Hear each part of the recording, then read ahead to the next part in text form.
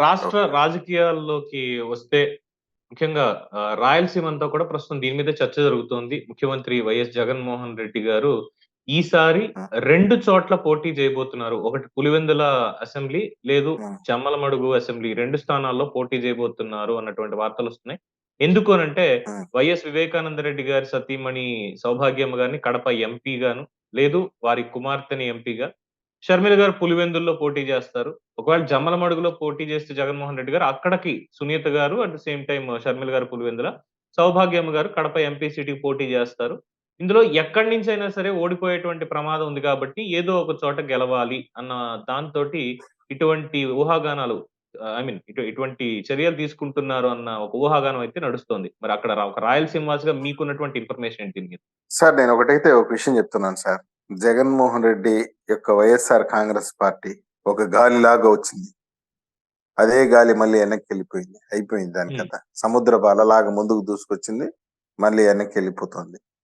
వైఎస్ఆర్ కాంగ్రెస్ పార్టీలో ఉన్నటువంటి తన సొంత పార్టీ ఎమ్మెల్యేలే, సొంత సామాజిక వర్గం నాయకులే ఆయన నమ్మే పరిస్థితి లేదు.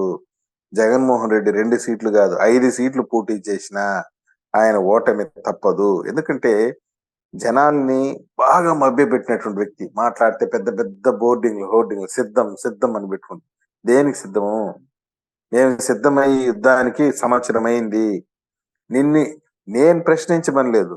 మేము ఏవైతే ప్రశ్నలు రేవదీశామో ఆ ప్రశ్నలన్నీ సాక్షాత్తు నీ రక్తం పంచుకు పుట్టినట్టు నీ చెల్లె లేవదీస్తా ఉంది.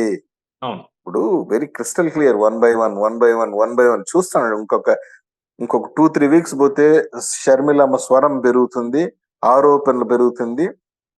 నిజాలన్నీ జగన్మోహన్ రెడ్డి యొక్క నిజ స్వరూపం వాళ్ళ చెల్లినే బయటపెట్టింది. పిసిసి అధ్యక్షురాలుగా బాధ్యత తీసుకున్నప్పుడు అన్నగారు అనేది. ఆ తర్వాత పోలవరం ఎందుకు కట్టలేదు అని అడిగింది.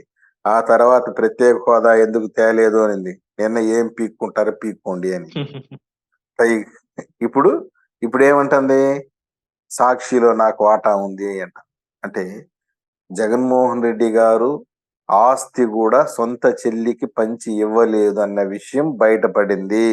చెప్పకనే చెప్పింది షర్మిలమ్మ. దీంట్లో రెండో సందేహం లేదు. సాక్షిలో నాకు కూడా వాటా ఉంది అని చెప్పి షర్మిలమ్మ చెప్పింది అంటే దాని అర్థమైంది, నువ్వు వాటా ఇవ్వలేదు. ఒక్క సాక్షిలో కాదు, రాజశేఖర రెడ్డి సంపాదించినటువంటి ఆస్తులు ప్రతిదీ కూడా సగభాగం ఉంది. షర్మిలమ్మ ఈ రోజు ఐకాన్ న్యూస్ చర్చ ద్వారా నేను చెప్తున్నాను, మీరు రికార్డ్ చేసి పెట్టుకోండి. After 2 weeks, 3 weeks, 4 weeks, 1 month తర్వాత ఈ విషయాన్ని కుండబద్దలు కొట్టినట్టు షర్మిలమ్మ ఏదో ఒక చోట మాట్లాడి తీరుతుంది. దీని వెనకాల ఆస్తి గొడవలు ఉన్నాయి. జగన్మోహన్ రెడ్డి నేను సూటిగా ప్రశ్నిస్తాను, నీ రక్తం పంచికి పుట్టిన చెల్లెలకే నువ్వు ద్రోహం చేశావు. మాట్లాడితే నా అక్క చెల్లెమ్మలు, నా ఎస్సీలు, నా ఎస్టీలు, నా బీసీలు అని ముద్దులు పెట్టేది. వల్ల ఎందుకు జనంలో వచ్చి నటించేది? మహానటుడు నువ్వు. నిన్నటికి నిన్న పద్మభూషణ్ చిరంజీవికి ఇచ్చే బదులు ఈయనకి ఇచ్చుండొచ్చు. అంత గొప్ప నటుడు ఈయన. కానీ ఆ! సొంత అది చెల్లికి పద్మభూషణ్‌లు ఇలాంటివి ఎందుకు గాని డైరెక్ట్ ఆస్కార్‌కే రిఫర్ చేద్దామండి మీరన్నట్టు. ఆస్కార్కి ఇచ్చేసి ఉండొచ్చు. ఆస్కార్కి ఇచ్చుండొచ్చు. మొన్న అదేదో త్రిబుల్ ఆర్ సినిమాకి ఇచ్చారు కదా, హ్మ్. ఆస్కార్ ఈయనకి ఇచ్చుంటది. ఈయన నటన గాని, ఈయన ఇది గాని. ఆ ఇది పేదలకి పెత్తందారులకి మధ్య జరుగుతున్న యుద్ధం అంటాడు. ఇట్లా మైక్ కుదడతాడు. నా నా నా నా మీరున్నారన్నట్టు ధైర్యం. మీరే నా సైన్యం. మీరే నా స్టార్ క్యాంపైనర్లు. మీ బిడ్డకి మీరే స్టార్ క్యాంపైనర్లు. మీ బిడ్డకి మీరే సైన్యం. ఆ ఇన్ని రకాల మాటలు ఎందుకయ్యా? ఊరికే జనాన్ని చూసి అయితే నవ్వుతారాయా ఇన్ని, బాబు? ఇన్ని మాటలొచ్చాయి. ఇప్పుడు మీరన్నట్టుగానే అన్నీ నాదే మొత్తం రాష్ట్రం అంతా కూడా ఇలాగే చెప్తున్నారన్నప్పుడు, స్పెసిఫిక్‌గా ఎందుకు అంటే పులివెందులంటే సరే ఆయన సొంత ఊరు అనుకోవచ్చు. అక్కడ కాకుండా ఉం. విశాఖపట్నం మూడో రాజధాని అన్నారు గదా! విశాఖపట్నంలో 4 నియోజకవర్గాలున్నాయి చక్కగా. అందులో ఏదో ఒక దాని ఉం. నుంచన్నా పోటీ చేయొచ్చు. లేదు అమరావతి రాజధాని అన్నారు. అక్కడి నుంచన్నా చేయొచ్చు. లేదు ఉం. కర్నూల్ అన్నారు. కర్నూల్ నుంచైనా చేయొచ్చు గదా! ఇది కాకుండా జమ్మలమడుగు మాత్రమే ఎందుకు పెట్టుకోవాల్సొచ్చింది ఇక్కడ ఆప్షన్ కింద? అంటే అంటే జగన్మోహన్ రెడ్డి గారికి వాళ్ళ కుటుంబానికి ఎప్పటి నుండో పులివెందుల కంచుకోటలాగుంది. ఎప్పుడు వాళ్ళ హ్మ్. నాన్న వాళ్ళ కుటుంబ సభ్యులు గెలుస్తుంటారు. ఇది చరిత్ర చెప్పిన సాక్ష్యం. నేను దాన్ని వక్రీకరించలేను. అటువంటి సొంత ప్లేస్ లోనే ఆయన ఓడిపోయేటువంటి పరిస్థితి ఉంది. నీ సొంత పులివెందుల ప్రజలే నిన్ను నమ్మటం లేదు. నీ చెల్లెలు ఒక పక్క సునీతమ్మ గాని, ఇంకో పక్క మీ పిన్నమ్మ సౌభాగ్యమ్మ గాని నీ పైన యుద్ధం ప్రకటించినారు. ఈ పరిస్థితుల్లో రాజశేఖర రెడ్డి గారు జమ్మలమడుగులో డాక్టర్ గా పనిచేసినటువంటి ఇది ఉంది. ఆడేదో ఆయన కొద్దో గొప్ప మంచి పేరు ఉంది కాబట్టి అక్కడ కంటెస్ట్ చేసి ఏదైనా వాళ్ళని ఆదరించకపోతారా అనేటువంటి ఒక అభిప్రాయం ఉంది. కానీ జగన్మోహన్ రెడ్డి ఒక విషయం గుర్తుపెట్టుకోవాలా, రాష్ట్రం అంతా కూడా నీకు చెడ్డ పేరు వచ్చేసింది, నీ పని అయిపోయింది. దాని ముఖ్య కారణం ఏంటంటే రా కదలిరా అనే చంద్రబాబు నాయుడు గారి సభకి జనం పోటెత్తుతున్నారు. ఎక్కడ చూసినా విపరీతమైన జనస్పందన, ప్రతిస్పందన కనిపిస్తుంది. మీరు బాగా అబ్జర్వ్ చేయండి. ఒక పక్క అంగన్వాడీల ఆందోళన ధర్నా, ఒక పక్క ఆశా వర్కర్ల ధర్నా, ఒక పక్క మున్సిపల్ కార్మికుల ధర్నా, ఒక పక్క సర్వశిక్ష ఉద్యోగుల ధర్నా, మరో పక్క నీ సొంత వాలంటీర్ల తిరుగుబాటు, మరో పక్క నీ ఎమ్మెల్యేల తిరుగుబాటు. రోజుకొక ఎమ్మెల్యే వచ్చేస్తున్నాడు బయటికి, రోజుకొక ఎంపీ వస్తున్నాడు. అంబటి రాయుడు అయితే చేరిన వారానికి ఊరినాయన నీరు దండం స్వామి అని చెప్పి ఆయన పారిపోయాడు. నీ యాటిట్యూడ్ అటువంటిది జగన్మోహన్ రెడ్డి.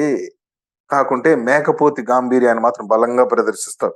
ఇట్లా మైకి తట్టేది, 175 వైనాట్ 175 గెలుస్తున్నానని చెప్పేది, ఎమ్మెల్యేలని ట్రాన్స్ఫర్ చేసేది, ఈ ఎత్తుకుని ఆడేసేది, ఆ ఎమ్మెల్యేని ఏడదేసేది, ఈయన ఎంపీ చేసేది. అఫ్ కోర్స్ నేను ఒకటి అడుగుతున్నా, ఫర్ ఎగ్జాంపుల్ ఈ నియోజకవర్గంలో అట్టర్ ఫ్లాప్ అయినటువంటి వ్యక్తి పక్క నియోజకవర్గంలో ఎలా సక్సెస్ అవ్వగలడు చెప్పండి. ఈ నియోజకవర్గంలో నేను ఒకటే అడుగుతున్నాను సూటిగా జగన్మోహన్ రెడ్డి గారిని, వేమూరు కాన్స్టిట్యుయెన్సీ తీసుకుందాం ఫర్ ఎగ్జాంపుల్. మేరుగు నాగార్జున గారు వేమూరు కాన్స్టిట్యుయెన్సీ లో ఎమ్మెల్యే అండ్ మినిస్టర్. ఆయన తీసుకొచ్చి సంతనూతలపాటు ప్రకాశం జిల్లాలో వేస్తారు. నీవు నిజంగా ప్రజలకు సేవ చేసి ఉంటే, ప్రజల మన్నలు పొందుంటే నీ పబ్లిక్ మ్యాండేట్ వేమూరులోనే కోరాలి. నువ్వు వేమూరు ప్రజలకు సేవ చేసావు కదా, నువ్వు చేసింది నిజమే అయితే వేమూరు ప్రజలు నిన్ను మెచ్చుకుంటే వేమూరు ప్రజలే గెలిపిస్తారు. నువ్వు సంతనూతల పాటలో పోటీ చేయాల్సిన అవసరం ఏమొచ్చింది? నువ్వు ప్రజా తీర్పు ఇక్కడ కోరకుండా నువ్వు అక్కడికి పోతున్నావు అంటే దాని అర్థం ఏంది? నువ్వు ఫెయిల్యూర్ లీడర్ అని చెప్పేసి. ఇట్లాంటి ఎగ్జాంపుల్ నేను చాలా చెప్పగలను, నెంబర్ ఆఫ్ ఎగ్జాంపుల్స్. పత్తిపాడు తీసుకుంటే ఆమె మేకతోటి సుచరిత, ఆమె తీసుకుని తాడికొండలో వేస్తావు. మేకపాత సుచరిత బాగా పనిచేసినట్టయితే పత్తిపాడులోనే గెలిపిస్తారు ప్రజలు. తాటికొండ పోవాల్సిన అవసరం. ఇవి మీరు చెప్పేది చూస్తుంటే ఎలా ఉందంటే, మొత్తం ఓవరాల్ గా ఉన్నటువంటి 151 మంది ఎమ్మెల్యేల్లో 150 మంది ఎక్కడికి జంబులైనా ఏం చేసినా వీళ్ళందరూ ఫెయిల్యూరే. ఆ ఒక్క ఎమ్మెల్యేగా ఉన్నటువంటి ముఖ్యమంత్రి జగన్మోహన్ రెడ్డి గారు మాత్రమే పనిచేశారు. ఆయనతో పాటు వాలంటీర్లు పనిచేశారు కాబట్టి ఈ 150 మందిని తీసేసి మొత్తం ఓవరాల్ గా ఈయనే నిల్చుంటే సరిపోతుందేమో అన్నటువంటి ఒక చలోక్తి కూడా నడుస్తుంది. అటువంటి ఫీలింగ్ నడుస్తుంది. నేను ఆల్రెడీ ఈ విషయం ఎప్పుడో చెప్పాను. నేను పులివెందల్లోనే నువ్వు గెలవలేకుండా జమ్మలమడుగు వైపు చూస్తున్నావు అంటే ఆడే నీ ఫెయిల్యూర్ స్టార్ట్ అయిపోయింది. పైగా ఇటీవల ఒక నేషనల్ మీడియాలో కూడా ఆయన ఒక ఇంటర్వ్యూ చేస్తూ చెప్పాడు ఆయన, నేను ఈ రోజు దిగిపోయినా కానీ నాకేం ఇబ్బంది లేదు, ప్రశాంతంగా వెళ్ళిపోతాను, నేను చాలా చేశాను అన్నటువంటి ఫీలింగ్ నాకు. ఏం చేసావు నువ్వు చాలా చెప్పు. 3 రాజధానులు కట్టానని చెప్పేసి అసెంబ్లీలో బిల్లు పెట్టి నానా యాగి చేసి గందరగోళం చేసి కనీసం 3 ఇటుకరాలు కూడా పెట్టలేకపోయినావు. ఇదే నీ పనితీరు. పైగా మాట్లాడితే నేను డబ్బులు వేసినాను. ఎవరు ఖాతాలో వేసినావబ్బా? నీ సొంత డబ్బులు ఏమైనా వేసావా? అప్పు చేసావు, ప్రజల ఖాతాలో వేసావు, దాన్ని ఏదో పెద్ద అభివృద్ధి అంటావు. దాన్ని ముఖ్యమంత్రి కావాలి అప్పు చేసి ప్రజల ఖాతాలో డబ్బు వేయడానికి. సామాన్య క్లర్క్ ఇస్తే బట్టును నొక్కుతాడబ్బా, దానికి పోయి ఎందుకు ఇంత రాద్ధాంతము? కాబట్టి ముఖ్యమంత్రి జగన్మోహన్ రెడ్డి గారికి ఒక పక్క చెల్లి, మరొక పక్క పిన్ని, మరొక పక్క ఇంకొక చెల్లి, వీళ్ళే ప్రత్యర్థులుగా కడప జిల్లాలో పోటీ చేసి ఆయన చిత్తు చేయడం ఖాయం. ముఖ్యమంత్రి జగన్మోహన్ రెడ్డి యొక్క జగన్ పని అయిపోయింది. Right sir, thank you very much Saptagiri Prasad గారు, చాలా విషయాలు తెలియజేసినందుకు. ముఖ్యంగా తిరుమల తిరుపతి దేవస్థానానికి సంబంధించి ప్రతిసారి మీరు మాట్లాడుతున్నటువంటి మాటలు ప్రజలు చూస్తున్నారు. చర్యలు త్వరగా తీసుకునే అవకాశం రావాలని చెప్పి మనస్ఫూర్తిగా కోరుకుంటూ ధన్యవాదాలు సార్. సో ఇదండి సప్తగిరి ప్రసాద్ గారితో ఐకాన్ న్యూస్ చిట్ చాట్. చూస్తూనే ఉండండి. మీ అభిప్రాయాన్ని కింద కామెంట్స్ రూపంలో తెలియజేయండి. ఐకాన్ న్యూస్, నేను మీ పవన్ కృష్ణ.